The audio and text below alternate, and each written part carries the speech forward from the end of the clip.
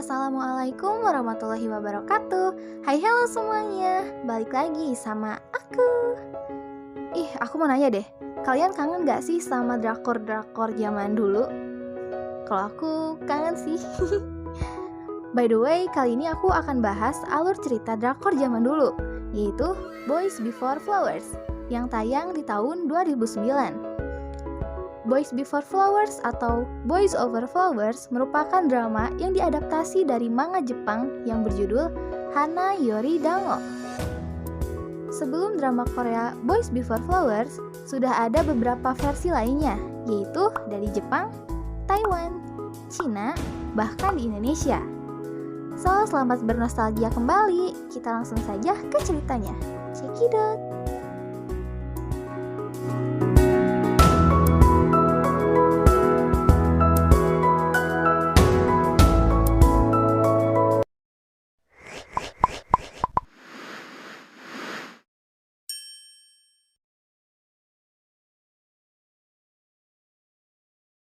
Cerita diawali dengan berita TV di Korea. Lagi ngebahas perusahaan Shinhwa, yaitu salah satu grup paling disegani. Tidak cuma bergerak di bidang bisnis, grup yang konon katanya mendapat dukungan dari pemerintah, juga memiliki sebuah sekolah yang begitu hebat dan terkenal dengan sekolah elitnya. Saking hebatnya, hanya anak-anak terpilih alias dari keluarga terpandang saja yang bisa masuk ke sekolah itu. Suatu ketika, di sekolah Shinhwa, tiba-tiba ada seorang siswa sedang menjadi bahan rundungan satu sekolah akibat mendapatkan kartu merah dari kelompok orang super kaya yang menamai mereka F4. Apabila seorang murid mendapatkan kartu merah, maka dia akan jadi bulan-bulanan seluruh anak di sekolah. Namun, tak lama kemudian, dia berhasil melawan dan kabur. Lalu ia pergi ke atap gedung sekolah dan mencoba untuk bunuh diri. Ternyata ada rahasia kelam di balik sekolah Shinhwa. Orang luar pertama yang merasakan ketidakberesan itu adalah Geum Jandi, anak sebuah pemilik laundry yang sehari-harinya bertugas mengambil atau mengantar pakaian milik anak-anak sekolah Shinhwa. Suatu hari, tanpa sengaja, ia melihat salah satu seorang murid yang nekat hendak terjun dari atap gedung sekolah. Lewat sejumlah kejadian kocak, Jandi pun akhirnya sukses menyelamatkan siswa malang itu. Dan aksinya pun menjadi bahan pembicaraan, mulai di sejumlah forum internet hingga surat kabar. Imbasnya, citra sekolah Shinhwa menjadi buruk dan terancam oleh kejadian yang terekspos luas itu. Untuk mengatasinya, pemimpin sekolah Shinhwa akhirnya mengambil keputusan yang cukup mencengangkan, yaitu memberikan beasiswa untuk Jandi yang notabene berasal dari kalangan bawah. Bisa dibayangkan bagaimana tercengang-cengangnya ayah dan ibu dan adik gadis itu saat diberitahu langsung. Jandi yang semula menolak akhirnya luluh oleh bujukan kedua orang tuanya dan berjanji untuk menjauhi segala bentuk masalah. Di hari pertama sekolah, selama hari pertama di Shinhwa, Jandi mencoba untuk menghindari kontroversi dengan F4 karena dia tahu apa yang terjadi pada mereka yang berani menentang F4. Gu Jeonpyo, Yeon Jihyo, So Ji-young, dan So Woo-bin adalah anak-anak paling kaya dan paling berkuasa di sekolah Shinhwa dan di Korea Selatan. Mereka menggunakan kekuasaan untuk meneror siswa lemah atau orang-orang yang tidak suka pada mereka. Jandi alih-alih terkesan menjadi marah dan muak terhadap F4, terutama kepada Gu Jeonpyo, pemimpin dan inisiator dari banyak tindakan bullying. Sikap mereka yang begitu arogan, ditambah seluruh murid sekolah Shinhwa yang begitu menyembah keempatnya, membuat Jandi jengkel sendiri dan melampiaskannya di sebuah sudut sekolah yang sepi. Apes baginya, ternyata di situ juga ada salah satu personil F4, yaitu Yeon Ji-ho. Untung baginya, Ji-ho begitu cuek dan dingin, sehingga Jandi itu malah berbalik simpatik. Satu-satunya teman yang tidak memandang Jandi dengan sinis adalah Oh Minji, yang diam-diam memendam rasa kagum pada personil effort, yaitu Go Junpyo. Nah, saat itu keberaniannya bangkit ketika teman Jandi, si Oh Minji ini tidak sengaja menumpahkan es krim pada sepatu Junpyo. Dan Junpyo menuntut gadis itu untuk menjilati sepatunya. Jandi membela temannya dengan menggantikan Minji untuk menjilati sepatu Junpyo. Dengan berpura-pura menjilat, Jandi membungkuk, lalu melemparkan es krim pada wajah Junpyo.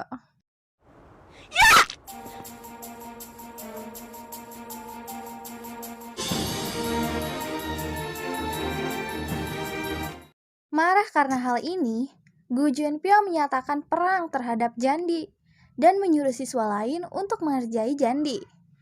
Jandi mencoba bertahan, menolak untuk meminta maaf kepada Gu Junpyo, dan berdiri dengan keputusannya untuk melawan si Gu Junpyo.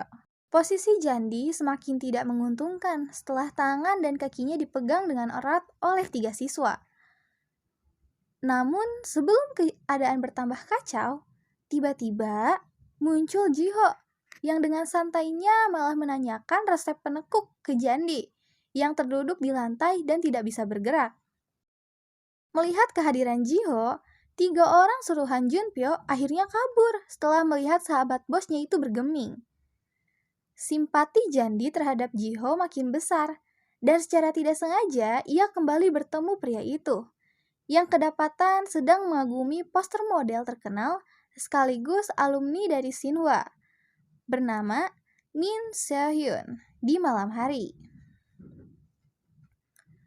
Cobaan bagi Jandi setelah menerima nota merah dari Efor belum berakhir. Keesokan harinya, ia terkaget-kaget ketika mengetahui kalau digosipkan hamil di luar nikah. Tidak bisa mengendalikan amarahnya lagi, Jandi langsung mendatangi Junpyo. Senyum kemenangan pria itu langsung berubah saat melihat Jandi mengambil kuda-kuda. Dan tiba-tiba menendangnya hingga jatuh dengan jurus tendangan memutar. Semuanya takut itu akan membuat Yang Mulia Junpyo marah. Bukannya marah, Junpyo malah tersenyum dan dengan cepat mengambil kesimpulan yang salah, bahwa Jandi menaruh hati padanya. Sebaliknya, kejadian itu malah membuat Jandi ketakutan kalau dirinya bakal dikerjai lebih berat lagi. Mengendap-gendap saat hendak masuk ke sekolah, mendadak ia dikejar dan ditangkap oleh sekerumpulan pria yang berpakaian Di dalam sebuah rumah mewah, Jandi didandani habis-habisan, dan setelah selesai, digiring ke dalam satu ruangan. Bisa dibayangkan bagaimana kagetnya Jandi saat tahu dengan siapa dalang semuanya. Junpyo. Dengan gayanya yang arogan, Junpyo mengatakan bisa memberikan Jandi kemewahan bila bersedia menjadi kekasihnya. Dapat ditebak, Jandi yang sakit hati langsung melepas semua pemberian Junpyo dan pergi. Sempat bertemu Jiho di perjalanan pulang, belakangan Jandi baru tahu dari 2 personil Efor yang lain, So Yi-jung dan Song Woo-bin, bahwa sang model terkenal Min So-hyun adalah wanita yang dicintai pria tersebut. Bisa ditebak, Jandi yang sudah terlanjur menyukai Jiho langsung patah hati. Dan yang menjadi sasaran kemarahan adalah Junpyo yang semula berusaha menghibur. Dasar nasib, Jandi yang sedang bersama sahabat karibnya, Chugae, kembali berpapasan dengan Junpyo di sebuah perairan. Meski awalnya gadis itu tidak takut berlibur bersama dengan teman sekelasnya. Tidak mempedulikan pria yang membuatnya sebal, Jandi tidak bisa menolak saat Jiho muncul dan menawarkannya untuk datang ke pesta penyambutan kembalinya Sohyun. Apes bagi Jandi, ia dibohongi oleh 3 teman sekelasnya, Ginger, Sunny, Miranda, atau trio Gisumi, yang merupakan fans berat Junpyo, dan muncul di pesta dengan kostum Wonder Woman. Seolah belum cukup, ia juga dipermalukan oleh ketiganya di hadapan orang banyak. Melihat kejadian tersebut, Junpyo berniat untuk menolong. Namun ia kalah cepat dengan Ji-hoon dan So-hyun yang dengan tatapan dingin memarahi Ginger, Sunny, Miranda. Tidak cuma itu, ia juga meminta Ji-ho untuk mengantar Jan ke kamar. Seo-hyun membantu Jandi berdandan dan meminjami sepatunya. Sepasang sepatu yang sangat bagus, kata Seo-hyun. Sepatu yang bagus akan membawamu ke tempat yang bagus juga. Atas desakan Seo-hyun, Ji-ho akhirnya bisa mengajak Jandi berdansa. Bisa dibayangkan bagaimana berbunga-bunganya gadis itu. Junpyo yang cemburu memutuskan untuk keluar mencari udara segar dan di pinggir kolam renang melampiaskan amarahnya. Sikap Junpyo berubah saat melihat seekor serangga di dekatnya. Ia langsung histeris dan saat berusaha mengusir binatang itu, ia terjatuh ke dalam air. Malang bagi pemuda itu, ia tidak bisa berenang dan pelan-pelan tenggelam. Beruntung kejadian tersebut dilihat oleh seorang siswa, dan dengan sigap, Jandi langsung terjun untuk menyelamatkan Junpyo. Melihat tubuh sang musuh bebuyutan tidak bergerak, dengan panik, Jandi memberikan pernapasan buatan. Mendadak mata Junpyo terbuka lebar, dan bukannya bangkit, ia malah menarik bahu Jandi untuk mengulangi yang dilakukan sebelumnya. Keruan saja Jandi marah. Ia langsung memukul Junpyo yang dianggap tidak tahu diri dan berjalan pergi sambil marah-marah. Sejak saat itu, Junpyo terlihat sangat bahagia dan semakin getol mengerjai Jandi. Saat sedang menunggui gadis itu di kolam renang, muncul 3 orang rekan sekelas penggemar yang menunjukkan rekaman Jandi saat bersama Ji-ho di taman dan menyebut gadis itu sebagai orang yang mata duitan. Diam-diam, Junpyo dibakar cemburu dan berusaha memaksa untuk berciuman saat bertemu Jandi. Penolakan gadis itu membuat Junpyo mengurungkan niatnya. Ia merasa Jandi begitu benci terhadap dirinya, sehingga akhirnya ia memutuskan untuk berjalan pergi. Kejadian tersebut membuat Jandi sempat ketakutan ke sekolah. Namun, sebuah bingkisan berisi pakaian pesta mewah dari Seo-hyun membuatnya tidak bisa rali lagi. Datang ke pesta ulang tahun sang model sendirian, ia langsung disambut oleh Ji-young dan Woo-bin. Sempat berpapasan dengan Junpyo yang menatap dengan dingin. Jandi terus dipuji oleh 2 personil effort tersebut. Tiba-tiba, So-hyun muncul digandeng Ji-hoon untuk meniup lilin kue ultah.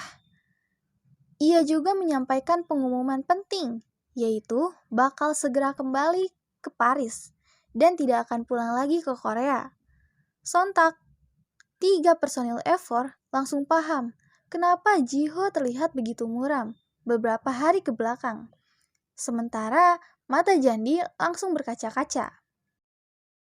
Saat keduanya masuk ke dalam kamar, Ji-ho tidak tahan lagi dan langsung menumpahkan semua perasaannya pada So-hyun yang hanya bisa meminta maaf saat keduanya berciuman. Kejadian itu dilihat Jandi. Apes bagi gadis itu, keberadaannya diketahui oleh Ji-ho dan So-hyun. Untung dari belakang, Junpyo muncul dan berhasil mengalihkan perhatian. Sambil berjalan menjauh, Junpyo melingkarkan tangannya ke bahu Jandi, menemani gadis malang itu di bar yang sepi. Dengan caranya yang unik, Junpyo berusaha menghibur Jandi yang merasa dirinya tidak berharga.